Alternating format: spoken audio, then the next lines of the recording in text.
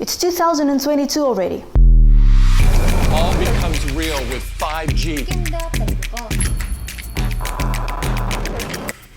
And still, we vote using paper, we can't open a company to reach customers globally, we can't see what the government does with our taxes. But can blockchain be the solution?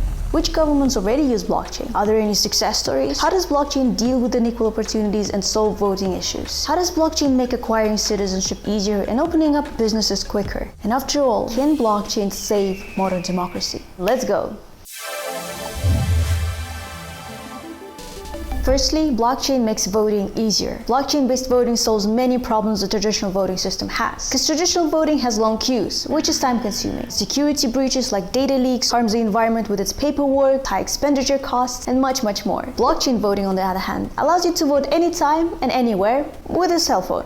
This was especially handy during the COVID-19. It's also secure, immutable, quick, and transparent. For example, blockchain was implemented in the voting service by the Youth Republican Convention in the US. And in 2019, they used a blockchain election platform called Votes to pick their nominees. And to verify your identity, the Votes platform uses biometrics, facial recognition, and blockchain. Was it successful? Yeah, this type of voting was welcomed by Utahns. And Derek Brown, the Utah GOP chair, said the turnout has been phenomenal and the feedback overwhelmingly positive. And Mr. Brown added that the turnout was higher than in other past conventions. Votes performed as expected and processed 93% of registered delegate votes. Secondly, with blockchain, you can start a business in another country. No borders.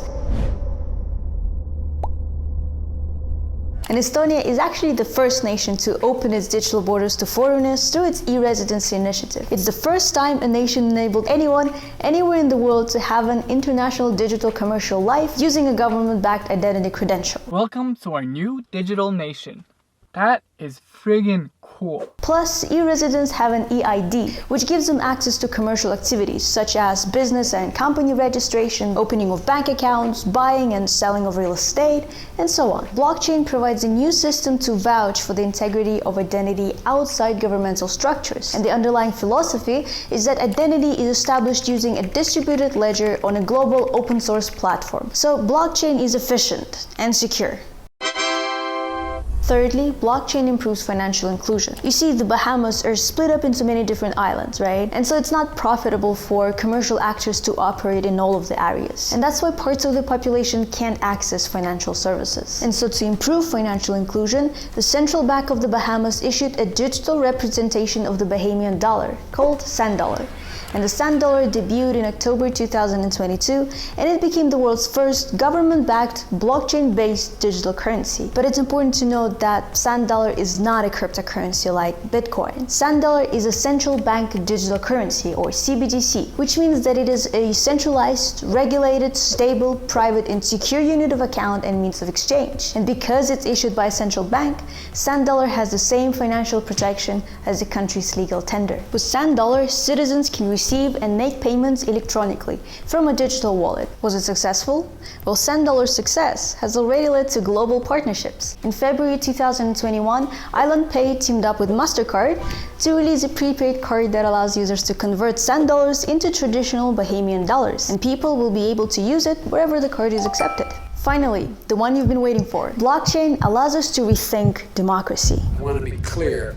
I'm not going nuts. The Australian political party Flux is on the way to decentralized politics, and namely it utilizes blockchain technology to give direct access to decision-making process through voting. So what happens currently is that we charge ministers to make critical decisions even though they're not often experts in everything. They might not know which environmental or fiscal policy will work the best if they're not well educated on the subject. But under the blockchain system, many voters could effectively grant their vote on such issues to a scientist or economist. And at election time, the Bitcoin-like tokens would be issued to Flux members. And the tokens can then be used to either vote, trade with others, or give to trusted third parties to carry out proxy votes. And the results of the voting would be distributed proportionately. For example, with an 80% to 20% vote in favor of a bill, 5 Flux senators would vote for and 1 against. Flux wants people to vote on the issues they really know and care about. And so if you choose to abstain, you are rewarded with Flux points, which give you more energy on a future vote. And if you preserve your voting energy, your vote can carry more weight on the issues that you really care are about. The number of Flux Party members have been rapidly growing between 2016 and 2019, and currently there are about 9,000 registered party members. You know,